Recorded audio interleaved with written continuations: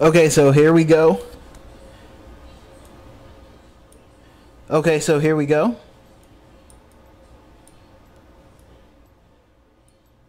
Okay, so here we go. Okay, so here we go. Okay, so here we go.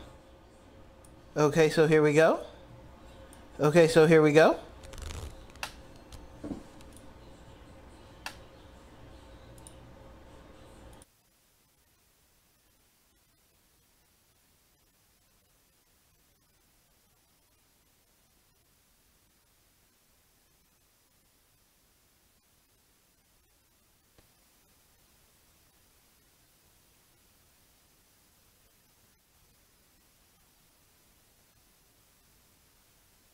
Okay, so here we go. Okay, so here we go. Okay, so here we go.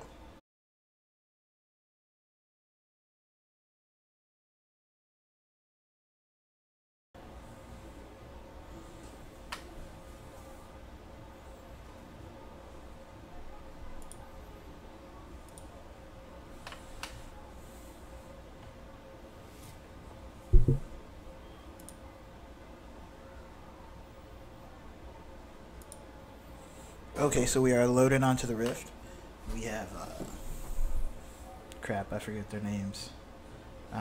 What is that? Rebirth and Fire, and,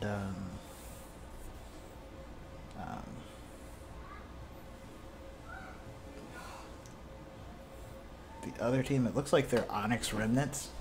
I'm not quite sure what their team name is. But we are loading onto the Rift, waiting on everybody to load in. And we will go ahead and see what everybody has. As you can see, we have a Fiora V Gangplank in the top lane with Calridian versus Fallen 2. We have Garden on Jarvan versus Zostex Nidalee. We have Niu on Ahri versus Galio on Destroy Boy. We have Catalyst on Twitch against Guragaska's Zaya. And we have... ooh, that is way too loud. Let's turn this down a little bit. Let's get our pause on. Let's get our scoreboard.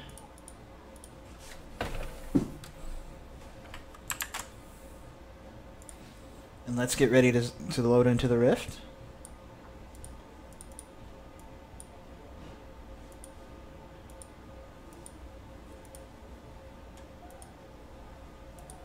All right. Here we go. And, sorry, the support matchup is Lulu and Zaya, and Rakan, I'm sorry. So first off, it looks like we're going to have a rough matchup in the bot lane for Rebirth and Fire, which actually features a couple former Onyx players, or at least one, I should say, was formerly part of the Onyx organization, which would be Catalyst. I think he's going to have, honestly, a rough laning phase. If the Twitch can survive the laning phase in the mid game and late game, the Twitch should be able to carry. Again, assuming the Fiora doesn't get on the back line and get the Galio ult, which would honestly be terrible for them. There's not a lot they would be able to do. Otherwise, it would be very hard for them, I believe, to win a team fight if the Fiora gets in the back line or the Nidalee gets in the back line and gets a Galio ult to interrupt the Twitch. However, if the Twitch gets a surprise flank or gets a surprise attack to take out, honestly, the only damage I think they're going to have late game is going to be the Zaya and the Fiora. If he can take out the Zaya and slowly clean up while the rest of his team can occupy and or CC the Fiora, that would be good. But you also notice they have a lack of CC. So right off the bat, you see the Jarvan starting blue side, whereas Nidalee gets the better leash on her blue side, leaving Jarvan to already be behind on clear speed in a matchup he was already going to lose on clear speed. And oh my goodness, oh no, The flash for the first blood. The Gangplank no flash. This is a rough start. Gangplank already not famous for his great laning phases. Oh my goodness, and Destroy Boy has Niu already below a quarter of his health as well. The Gangplank uses his TP to go back top. The Fiora stayed. It looks like, honestly, immediately Rebirth and Fire losing every early trade. And the Gangplank is already down 5 CS. It has more in lane. The mid lane already down 4 CS. Also has more in lane. The bot lane, though, is up 5. Quickly to start. And you see the Nidalee is already on her 4th camp. Jarvan is coming across in the jungle camp here. Let's see what happens. The Fiora is dangerously low and possibly needs to be. You don't want to overstay and get hit with a Q and, you know, give away the early lead you've already gained.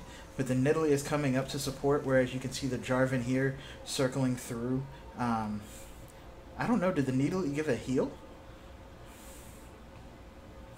The Fiora came back and staying in lane. That would be a, I believe that was a Thunderlord's proc from the Lulu, which, you know, is very nice for early trading, but means that later on the shields aren't going to be as well without the wind speakers. So the Fiora is still hanging around, but now the CS is even, and she is incredibly low. Oh, Destroy Boy gets hit with, oh my goodness. Oh, loses his flash. Still has TP. Got hit with the charm. Got hit with the team fight. Excuse me. The combo and with the Jarvan, and was unable to save himself. He flashed in trying to get the last minute kill on Ahri, but it looked like the ignite got him. That said, he's still up 8 CS, and he's TP back in lane while his Ahri has the back, so he should be able to push in the wave. Excuse me, and affect a gold that should still be roughly even. That kills worth roughly 17 CS, and he's at 14, plus the wave is going to crash, so he can deny even more. In the bot lane, you see that, again, Twitch is down 4 CS. The Rakan is getting poked out terribly low, but it looks like they're surviving, at least for now, unless Lulu can get something big to happen. The Rakan needs to start using his, I believe it's his Q, to, well, he got the shield there from the knockup, but oh no, that's not what you want. That's not what you want. Again, another losing trade until the Twitch E comes through, which at least evens it to where now the Xayah is low, but not the Lulu, as opposed to the Rakan being low, but not the Twitch. As you can see, Fallen 2 died. I'm sorry, I missed the action. And he had to TP back in lane and is up 9 CS. I'm not quite sure how that happened either. They didn't give me any top lane vision of what happened on the directed camera. I don't have any spotters. This is an LCS. Looks like Zostek trying to clear vision, lands the spear, gets a good trade onto the Jarvan. However, Jarvan has backup and Zostek does not. Honestly, his bot lane needs to be hard pushing that lane right now because they'll be able to get Twitch solo, as well as Destroy Boy is in a really rough position. Again and again ignited and possibly dead. Yeah, and their bot lane is not pushing in as hard as they should have, considering their whole lane had left. That wave should have crashed. That's terrible communication. Either you should be crashing the lane to at least deny CS and XP, or you should be killing everything, killing the Twitch, I should say, or coming to help your mid laner. And now the advantages are going away for Reborn and Fire at a rapid pace, as another bad choice by Zostek gets him stuck out while his bot lane still does not help. That said, Fallen 2, as you saw, with another solo kill onto the Gangplank, and now the Ahri is top lane. I'm not sure if he can. I think he needs to watch out for the charm, but he may be able to still push this in. He dodges the charm.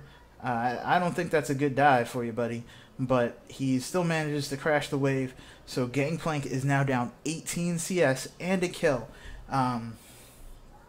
not a good landing phase for the Gangplank. And the longer you keep...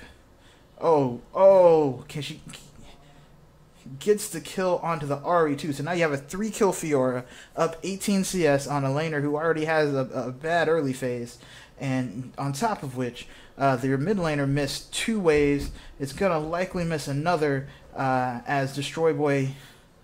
Oh, and the flash from Gangplank. You know, as much as they are winning the communication in the other 4 lanes, you have to remember that a late game Fiora may be able to solo this herself, and that's not what you want to have to deal with.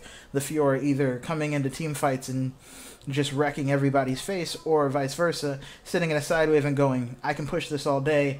We have a Galio, we have a Xayah, we will wave clear and kill everything else. That was actually a very good polymorph to save Atomic Banana, but Guragaska does not get a root back or really any sort of damage that matters back. You see that he has the BF sword, which means he should be up about 30 AD over... Oh, is he going to dive it? Can he dive it? He gets the heal. Can he get out? Oh my goodness, Fallen 2 is just absolutely making this top lane a massacre, and there's no help that's going to come. As you see, the whole rest of the game really is playing between mid and bot lane, with the Jarvan there, and Jarvan's been spotted out and being pinged out, so he's safe. He could, I mean, if he wanted to, Fallen 2 can go and take the blue buff, but won't. You see again Arrow with a very nice knock up out of the Rakan. I think their trade is going sideways now, which is part of the problem. Is you have to know when to walk away from a trade, especially when the Xayah does have 30 CS on you, or not 30 CS. I'm sorry, 30 AD on you, just from the BF to Bilgewater switch, or not switch. I'm sorry, trade off. And you see Xayah getting multiple ults, and that's going to be it for Jarvan, and that's going to be it for the Rakan. Xayah got the Lulu ult and the Galio ult, and you see that Ahri is trying to rotate through. Oh my goodness, the riposte on the barrel, just... I don't know what you can do with this Fiora right now, and Jarvan died, so the Fiora knows she has nothing to fear. You see the Nidalee coming over the side. The Justice Punch into the taunt, into the Winds of War. I don't know if he can get away or not, though. He might have bit off more than he could chew. Yeah, and there's the E. It's a rough day. And you see that they're circling top. You have a mid laner, new coming, and you also have the Nidalee. The Nidalee looks like peeled off. But maybe he could still pull it out. Oh my goodness. This Fiora almost pulls it off anyway, and Zastek, oh my goodness, buddy, that is poor decision making, poor decision making, poor decision making. Your laner died. There's no reason to dive that. In all honesty, they should push 3-man top right now and just take that tower in quickly before mid lane goes down. But instead, they're going to rotate out and probably lose mid lane anyway. You know, Ahri has no sums. Ahri has no ult, and is honestly not that much, mana, but is able to save the tower. I would have much preferred if they 3-man top and at least tried to play for first tower instead of trying to play defensively, because as it stands, they're going to lose first tower. They're going to continue to lose top lane. They need to find a way to effectively change the pace of the game top lane in their favor. I think that would have been a good way to do it, but they are going to be able to pull off Rift Herald, while Nidalee did not have vision on it. No Tracker's Knife, and instead went for the Stalker's Blade, or sorry, the Skirmisher Saber, I should say. And Jarvan, with the extra vision, was able to see over the wall and know that he wasn't there. Xayah should be able to get the root, and there's the double kill.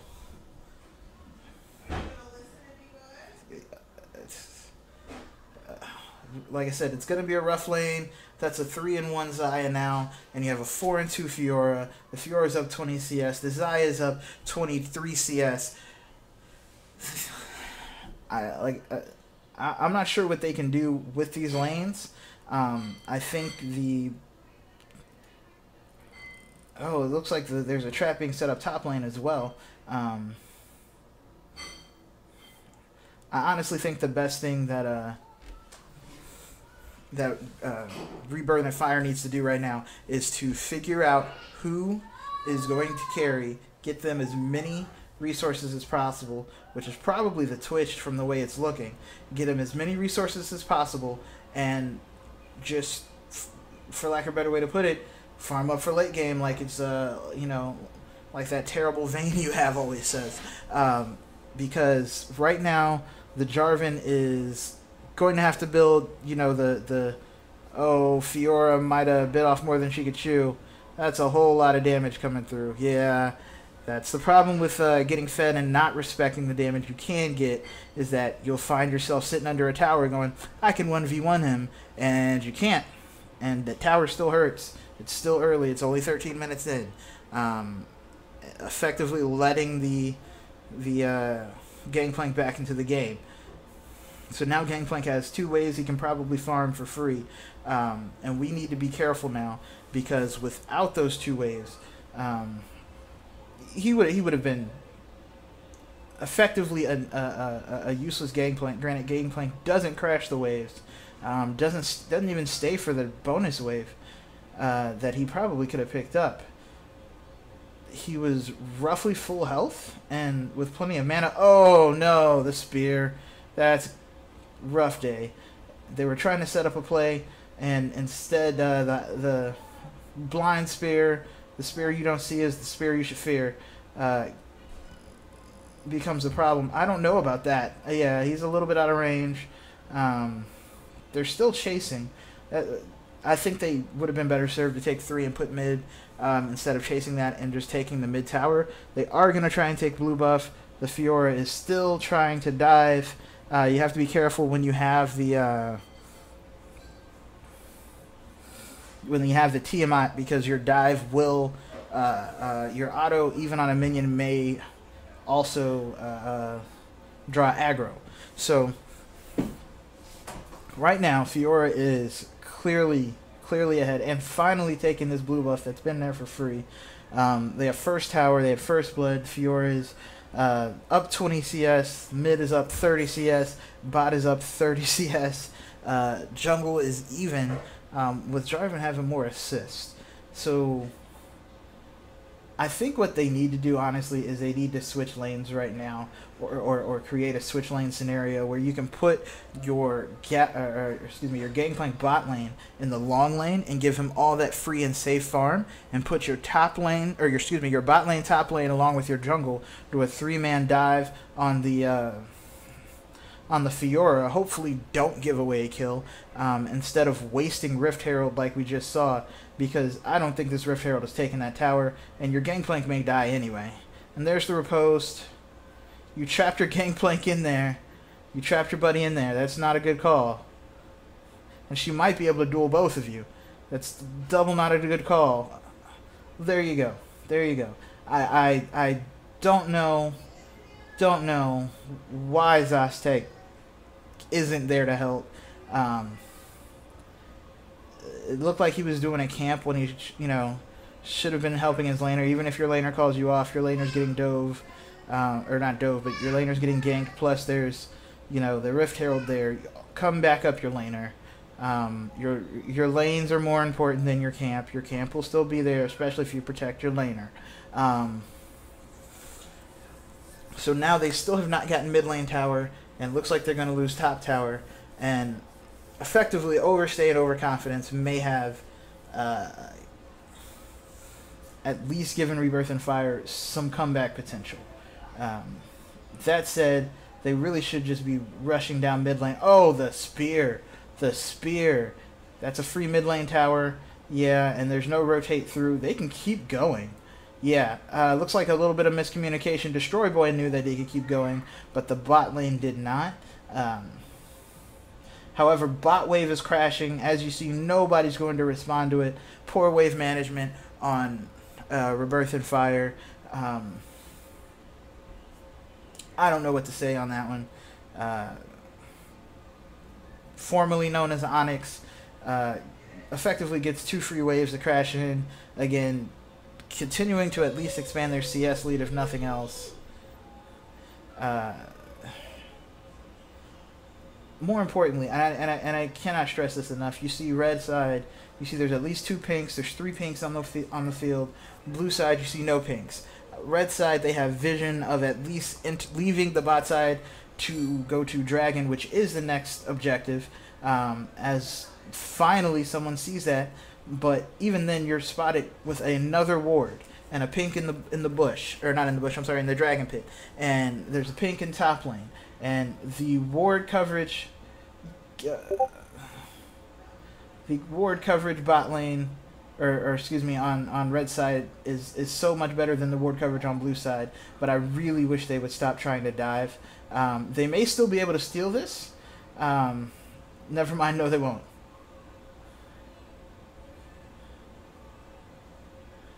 That was, again, not another not that good Rakan ult, but it doesn't matter because the Galio is so big right now. Galio just stands there in front, and you win. Zostek may die for that, but this fight bot lane is being destroyed by the farmed and fed Xayah. Really, right there. I don't know what you can do if you can't get to the Xayah, which the Galio did such an amazing job of shielding, and you lost a 4v3. You lost the 4v3 and lost 2 kills on the 4v3, which is the even worse part.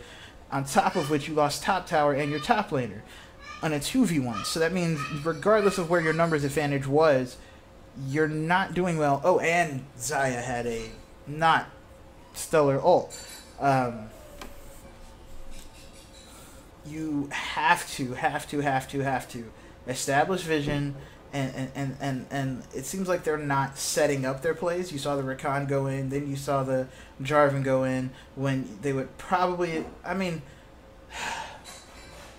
let's be real a second. You're not going to lock down the Xayah, and even if you lock down the Xayah, she's going to get the Lulu ult and the Galio ult like we saw. You're not going to lock down the Galio, and if you do lock down the Galio, the Xayah is just going to free fire. You're in a bad position. You're better off walking away and either finding one to pick off or pressing an objective, or not objective, but a structure basically, while you have a better pushing power. Again, that's, you know, all well and good in hindsight, but in the moment you have to figure out what you can and can't do. And I think right now it's painfully obvious that Rebirth and Fire cannot fight them. They cannot fight them. There's nothing else that you can say about it other than they cannot fight them. You need to get your Gangplank out of this matchup so badly that I don't know what to tell you. You've got a 2v1 on the Galio, and the Galio may still win. Oh my goodness. Okay, the Galio's going to lose, but you're going to lose mid-tower in the process. I mean, the Galio might lose. I don't know what his cooldowns are at this point. Yeah, okay, Galio will lose, but makes it at least close. Xayah gets a bunch of damage on your tower. Fiora gets a bunch of damage on your bot lane tower. I feel like they're getting pulled apart at this point because there's just so much damage and so much advantage built in lane wave. You see they're down 8,000 gold. And you know, the fact that the Fiora can dodge the Gangplank at any time means you can't match them up. You have to put the Gangplank in a lane that's not manned by the Fiora and put your bot lane against the Fiora, because they can at least disengage and deal damage without Fiora just going, I'll delete you, it's fine. But I don't think that's going to happen. Zostek chooses not to pursue, which is a good plan. Likely would have walked into face first into a charm. You see right now Galio is topside. I think you have to make a play. Not even because you can win the play, but because you have no other options. You need to start right now picking someone off and not getting hit by spears. But just Rebirth and Fire are unable to find a play to make. And they're going to continue to get choked out. They're going to continue to see that that their side waves cannot be pushed beyond a certain point. Will always be pushing into them. And when it should start to be that when you go to claim a side wave, your team is immediately at a disadvantage because in some other wave, they are, outnumbered and already outgunned at every position. And Zostek forces a flash, and that's a dead Ari. And, there's no backup because there's no ward coverage in the jungle because nobody's buying pinks. And, here you are. It's a cascading list of problems. It starts with bot lane and top lane got behind. And then it cascades with you're not establishing your vision, and you're not communicating. You're making poor decisions like farming a jungle that you don't know that they've cleared alone, and you can't do anything now. Barring a giant formerly known as Onyx mess up, I don't know what you can do to get this back. And you see the Nidalee just over here cutting the wave, which is going to force top lane to push in, mid lane's pushing in, bot lane's pushing in. There's the polymorph. Your Ari's at half health already.